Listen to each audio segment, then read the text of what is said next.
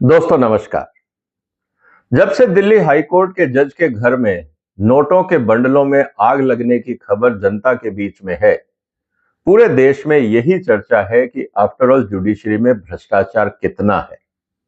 आम आदमी, खासकर जो ट्रायल कोर्ट या लोअर कोर्ट जिसको हम बोलते हैं, वो जानता है कि वहां पे किस तरह से काम होता है और कितना व्यापक भ्रष्टाचार है। ये बात किसी आम आदमी से छुपी हुई नहीं है। भारत के जो मूवीज हैं, जिसको आप बॉलीवुड हॉलीवुड बोल सकते हो, सब जगह कोर्ट रूम में किस तरह से भ्रष्टाचार होता है उन पे कहीं ना कोई फिल्में बनी है। दूसरी तरफ हम समाज में हर वर्ग के बारे में बोलते हैं कि डॉक्टर भ्रष्टाचारी है, इंजीनियर भ्रष्टाचारी हैं, नेता भ्रष्ट हैं, अधिकारी भ्रष्ट हैं। जब समाज का हर तबके में भ्रष्टाचार व्याप्त है, ऐसा कैसे हो सकता है कि जुडिशरी में भ्रष्टाचार ना हो। आफ्टर ऑल वो भी तो इसी समाज के हिस्सा हैं, वो भी इंसान हैं, उनमें भी वो सब कमजोरियां हैं जो बाकी डिपार्टमेंट्स और लोगों में होती हैं। तो ये मानना कि हिंदुस्तान में जो हमारी न्यायपालिका है उसमें भ्रष्टाचार नहीं है, जैसा कहा जाता है कि शत्रुमुर्ख की तरह आप अपनी गर्दन रेत में दबा लोगे, तो इससे सच्चाई छुप नहीं सकती। लेकिन क्या भ्रष्टाचार सिर्फ भारत में है? ऐसा भी नहीं है। भ्रष्टाचार पूरी दुनिया में है, हर लेवल पे है। और कितना है इसकी चर्चा हम कभी और करेंगे, लेकिन दुनिया में कितनी तरह से भ्रष्टाचार होता है जुडिशरी में, उस पे जब हम बात करेंगे तब बातें हमें और बहुत कुछ समझ में आएंगी। तो दोस्तों इस वीडियो को पूरा देखिएगा। 10 तरह से कैसे भ्रष्टाचार होता है, 10 की 10 चीजें मैं आपको बताऊंगा, इसलिए अंत तक वीडियो देखिएगा। आपके आसपास अगर आपका कोई जुडिशरी से अनुभव रहा है, कोर्ट्स का अनुभव रहा है, दोस्तों ने आपको किस्से कहानियां सुनाई होंगी, आप जरा उनको ध्यान से इन बातों के साथ कोरिलेट करिए कि क्या इस तरह की चर्चाएं समाज में होती हैं या नहीं। ये बात आपको समझनी होगी। सबसे इंपॉर्टेंट बात क्या है? एक प्रोवर्ब है, a judiciary that bends to power और wealth is no longer a court of justice but a market place of injustice. क्योंकि अगर आप न्याय खरीदने के लिए निकलते हैं तो फिर आप कुछ भी खरीद सकते हैं, और बेचने वाला तो कुछ भी बेचेगा। तो फिर वो एक मंडी बन जाती है, कोर्ट रूम नहीं रहता। कोर्ट रूम में तो ये होता है, जब भी तो कहा जाता है जजेस की आंखों पे पट्टी की सामने कौन कितना पावरफुल खड़ा है, आपको ये नहीं देखना है। आपको वही करना है जो तथ्यों के आधार पे है। इसीलिए न्याय की देवी के माथे पर आंख पर पट्टी बांधी जाती थी, लेकिन अब वो पट्टी भी हटा दी है। उसका जस्टिफिकेशन ये है कि जब तक हम सच्चाई नहीं देखेंगे तो न्याय कैसे करेंगे। दोनों तरह के तर्क सामने हैं, लेकिन दोनों तर्कों के बीच में क्या भ्रष्टाचार खत्म हो जाएगा? यह डिपेंड करता है कि उस कुर्सी पे कौन बैठा है, उसकी नीयत क्या है। और ध्यान रखिएगा, वो भी इंसान है, उसकी भी कमजोरियां हैं, लालच उसमें भी है और बाकी कमजोरियां उसमें भी हैं, उसका भी असर उस पर होता है। रही बात जुडिशियल करप्शन को लेकर, जुडिशियल करप्शन में कहा जाता है कि it refers to corruption related to misconduct of जजेस। अब मिसकंडक्ट क्या है, ये 10 जो स्टेटमेंट मैं आपको दिखाऊंगा, आप उसको ध्यान से देखिएगा। थ्रू द रिसीविंग और गिविंग ब्राइब, रिश्वत एक है। Improper sentencing of convicted criminals, जिसको सजा मिलनी चाहिए, जैसे आजकल एक रेप केस को लेकर विवाद चल रहा है कि बच्ची के साथ बलात्कार का प्रयास किया गया या नहीं। समाज कहता है किया गया, जज महोदय कहते हैं नहीं किया गया। अब ये अपने आप में एक विवाद का मुद्दा देश में बन गया है। जुडिशियल एक्टिविज्म, जहां आपको काम नहीं करना है वहां आप जा रहे हैं। सरकार केस को कैसे अपॉइंट करती है, एक प्रोसीजर है, लेकिन कोर्ट की तरफ से उसमें दखलंदाजी। या एनवायरमेंटल मैटर्स पे, पॉलिसी मैटर्स पे ये कहना कि जो सरकार कर रही है वो हमें ठीक नहीं लगता।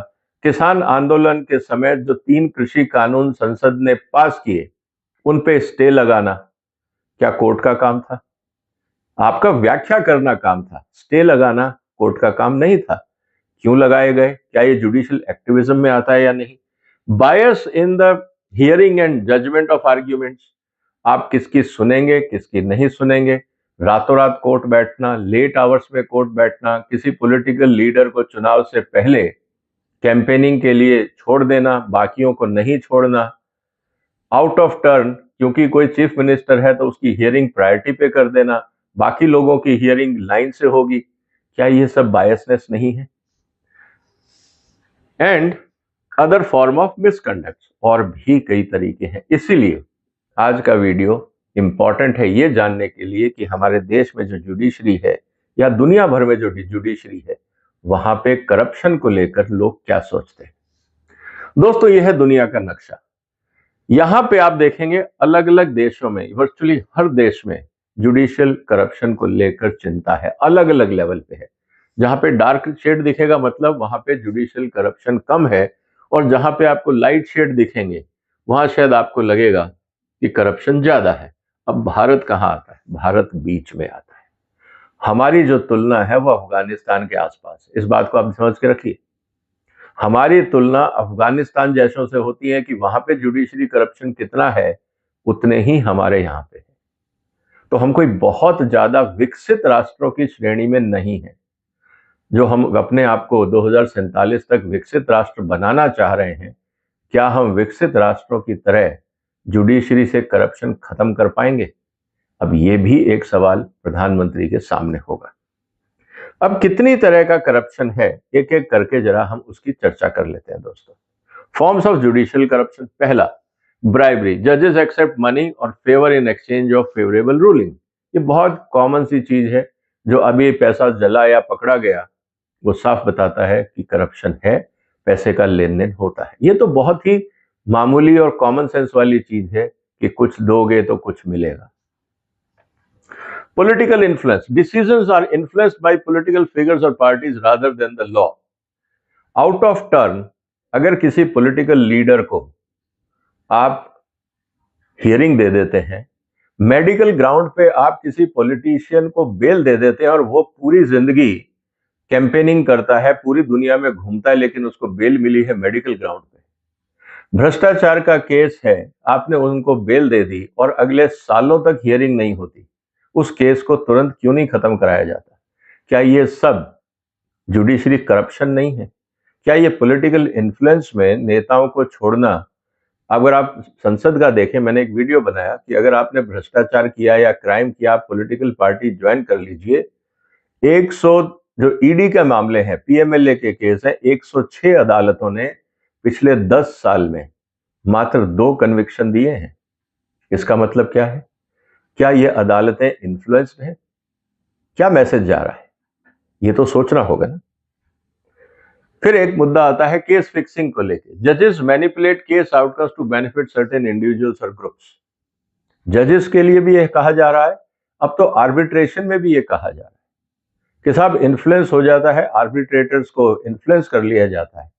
तो जब आप अल्टरनेट डिस्प्यूट रेजोल्यूशन की बात कर रहे हैं, कोर्ट्स में भी यही हो रहा है, एडीआर्स में भी यही हो रहा है, तो आम आदमी कहां जाए? न्याय की उम्मीद किससे करें? ये अपने आप में एक सवाल होता है। इसीलिए जब केस फिक्सिंग की बात आती है तो कहा जाता है कि भाई जो अदालतें हैं वो सिर्फ अमीर आदमियों के लिए, गरीब को न्याय नहीं मिल सकता, क्योंकि फिक्सिंग के भी कई तरीके हैं।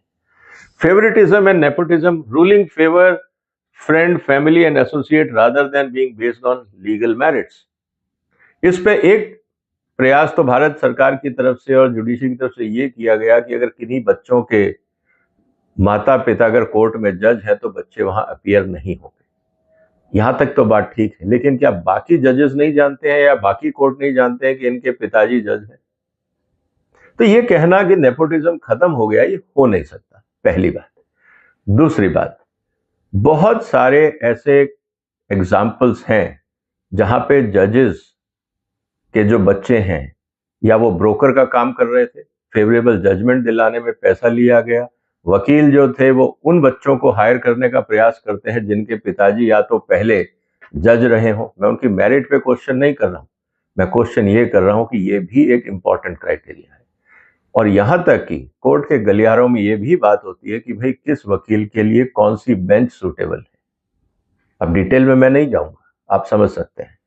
आफ्टर ऑल इस तरह की चर्चाएं क्यों होती है कि आपके पास कितनी बेंचेस हैं, कौन है, कहां पे काम हो सकता है, उस तरह के वकीलों को हायर किया जाता है। और अगर आप कोर्ट्स में जाके बात करें, लोग तो यहां तक कह रहे हैं कि जो इतनी ज्यादा फीस ली जाती है कुछ वकीलों के द्वारा, उसका औचित्य क्या है, उसका पर्पस क्या है? क्या ये टैलेंट है या ब्रोकरेज है, ये खुला सवाल है।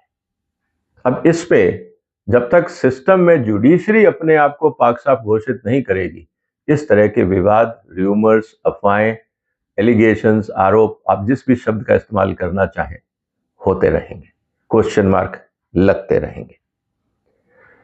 एक्सटॉर्शन, जजेस और कोर्ट ऑफिशियल्स डिमांड मनी और favour in exchange of justice.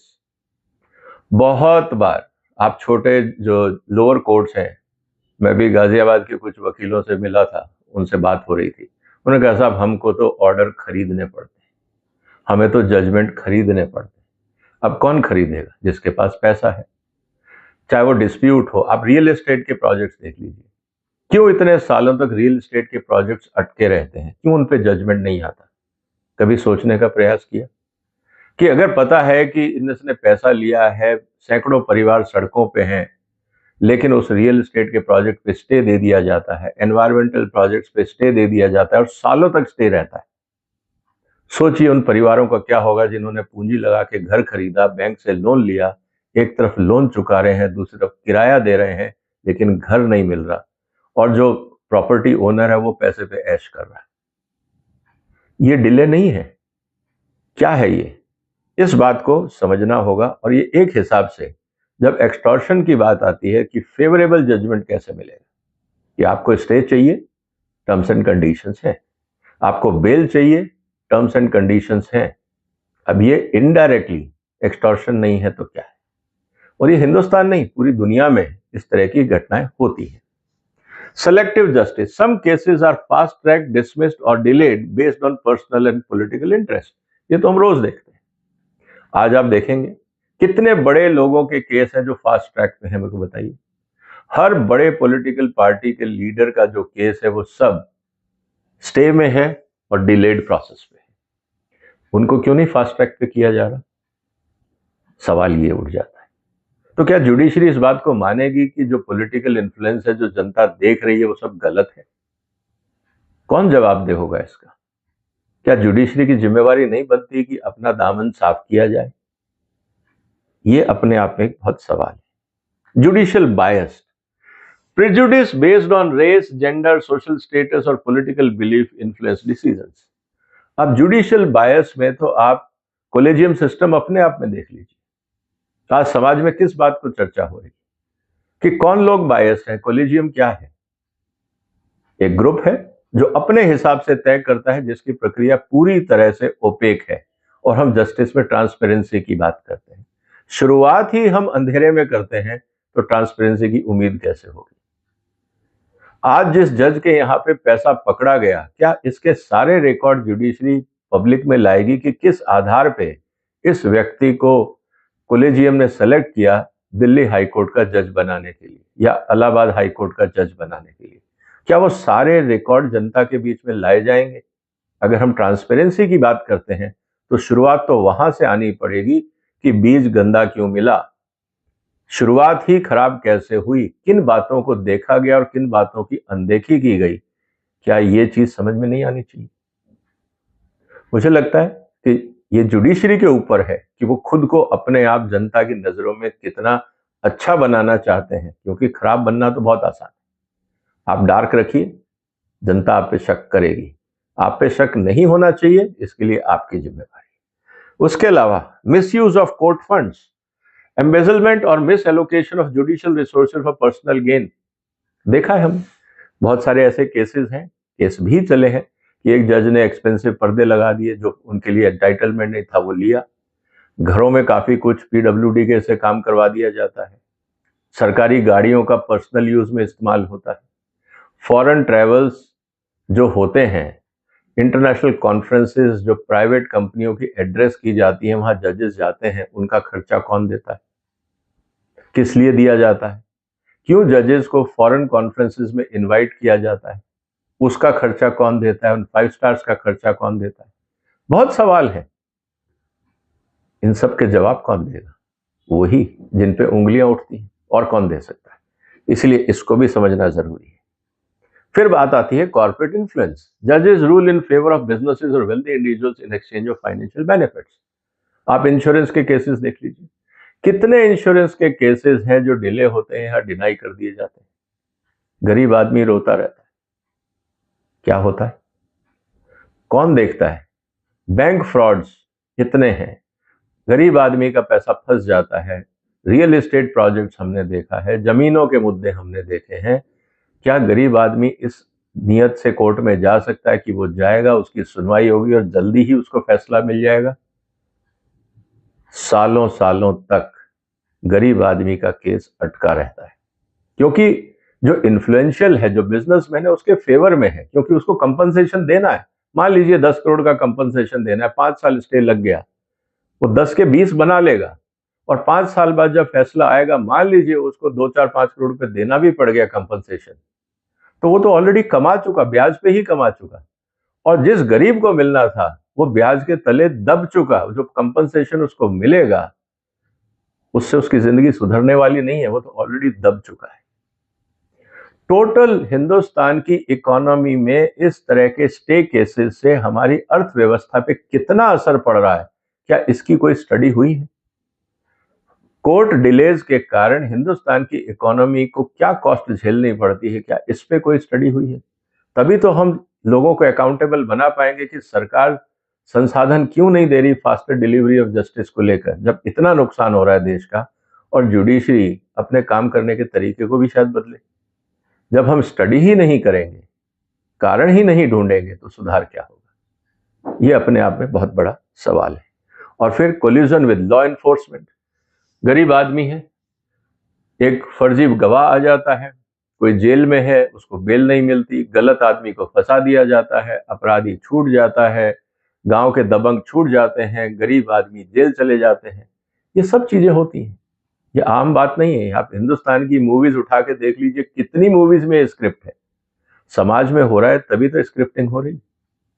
क्या जुडिशरी इनको दूर करने का कोई प्रयास नहीं करेगी? सबसे इंपॉर्टेंट बात ये आती है। तो अंत में दोस्तों, मेरा ये कहना है, ए करप्ट जज डज नॉट जज, ही सिंपली सेल्स वर्डिक्ट। आपको जैसा चाहिए मैं दे दूंगा, कीमत लगेगी। कीमत जरूरी नहीं है पैसा हो, और बहुत तरह की कीमतें होती, कई रूप से आप प्रलोभन दे सकते हैं। लेकिन ये कब होगा? जब कोई खरीदार होगा। तो सवाल इस बात का है कि क्या समाज में जजमेंट को या वर्डिक्ट को खरीदने वाले लोग हैं या नहीं है? और कौन लोग हैं जो जजमेंट और वर्डिक्ट खरीदना चाहते हैं? दोस्तों, आपके जो भी विचार हो कमेंट बॉक्स में लिखिए। ये मुद्दा गंभीर है, इस वीडियो को शेयर करिए, इस चैनल को सब्सक्राइब करिए, हमें सपोर्ट करिए। इस तरह के गंभीर मुद्दों पर हम आपसे बात करते रहेंगे। जुडिशरी से रिलेटेड मैंने जो करप्शन इश्यूज अभी चल रहा है पिछले 7 दिन में, उस पर मैंने 3-4 वीडियोस और बनाया, उनको भी देखिएगा। मैं इसमें लिंक भी डाल दूंगा इस वीडियो के टेक्स्ट में। आपको समझ में आ जाएगी बात कि ये सिस्टम सिर्फ हिंदुस्तान में नहीं, पूरी दुनिया में जुडिशियल करप्शन को लेकर चिंता है। यहां तक कि यूएन में भी चिंता है। तो हम दूध के धुले नहीं हैं।